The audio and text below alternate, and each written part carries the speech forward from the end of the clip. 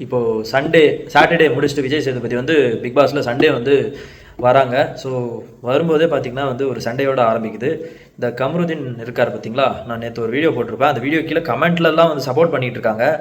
எனக்கு புரியல, ஒரு கேரக்டர் இந்த அளவுக்கு சீப்பாக ஒரு பிஹேவ் பண்ணுற ஒரு பர்சனுக்கு சப்போர்ட்லாம் பண்ணுறாங்கன்னு எனக்கு இப்போ தான் தெரிஞ்சு. அந்த கமெண்ட் பார்த்தேன் நேற்று. அப்போ கனி என்ன பண்ணுறாங்கன்னு சொல்லிட்டு ஒரு கமெண்ட் வந்து இருந்தது.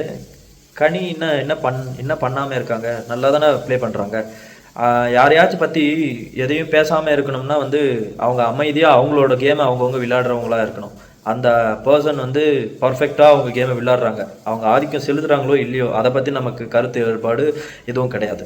ஒரு பர்சன் வந்து அவங்களோட நிலையையும் தாண்டி எப்படின்னா கன்றாவியாக பேசிக்கிட்டு கன்றாவியாக பண்ணிக்கிட்டு சுற்றுறாங்களே, அதுதான் இங்கே வந்து தப்பு. 18+ மாறிக்கிட்டு இருக்கு. அதையும் இந்த விஜய் டிவி அதையும் இது வந்து கட் பண்ணாமல் போட்டுக்கிட்டு இருக்காங்க.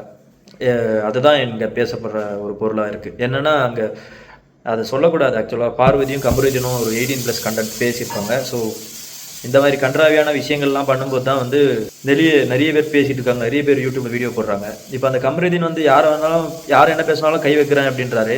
வெளியில் வந்து நாங்களாம் வீடியோ போடுறோம், எங்கள் மேலே கை வைக்க சொல்லுங்கள் பார்ப்போம். ஏன்னா இருக்கிற எவ்வளோ பேர், 1000 பேர் 2000 பேர் ஆன் ஸ்பாட்டில் வீடியோ போட்டுக்கிட்டு இருக்காங்க. நீ தேடி பிடிச்சி எல்லாரையும் தன்னை எதுவும் சொல்லிடக்கூடாது, லைட்டாக ஏதாவது சொன்னாலும் போய் சீண்டிக்கிட்டு போய் சண்டைக்கு நிற்கிற ஒரு ஆளாக இருக்கார். அவ்வளோ தூரம் விஜய் சேதுபதி பேசியுமே அந்த ஒரு கேரக்டர் மாறலைன்னா அது ஒரு இதுவுனே தெரியல. அந்த மாதிரியான ஒரு கேரக்டராக இருக்கிறாரு. அப்புறம் அந்த பார்வதி சுற்றி அது சொல்கிறதுக்கு ஒன்றுமே இல்லை. அவ்வளோ திருப்பியும் அந்த மாதிரி கண்ணில் ஆக்ஷன் பண்ணுறது, அது மாதிரிலாம் இந்த ஜெயிலுக்குள்ளே விட்டு வச்சுருந்தாங்க. அவங்க 2 பேர் என்னெல்லாம் பண்ணிகிட்டு இருந்தாங்கன்னு நீங்களே பார்த்துருப்பீங்க. இதை இப்படியே விட்டாக்கா வந்து ஃபுல்லாகவே 18+ போகும்.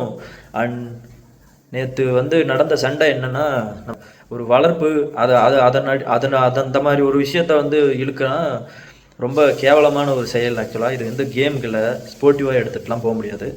உன்னோட பொறப்பை பற்றி யாராவது தப்பாக பேசினா நீ அந்த இடத்துல வாதாடி தான் ஆகணும். அந்த வகையில் வந்து சுஷார் பேசுனது தப்பில்லை. விஜய் சேதுபதி வந்து நிற்கிறாரு, அப்போவுமே கவனிக்காமல் சண்டை. எப்படி தான் சீரியலெல்லாம் எவ்வளோ தூரம் நடிச்சிட்டு வந்தாருன்னு தெரியல. நிறைய பேர் என் வீட்டில் சீரியல் பார்க்கும்போதெல்லாம் நான் பார்த்துருக்கேன்.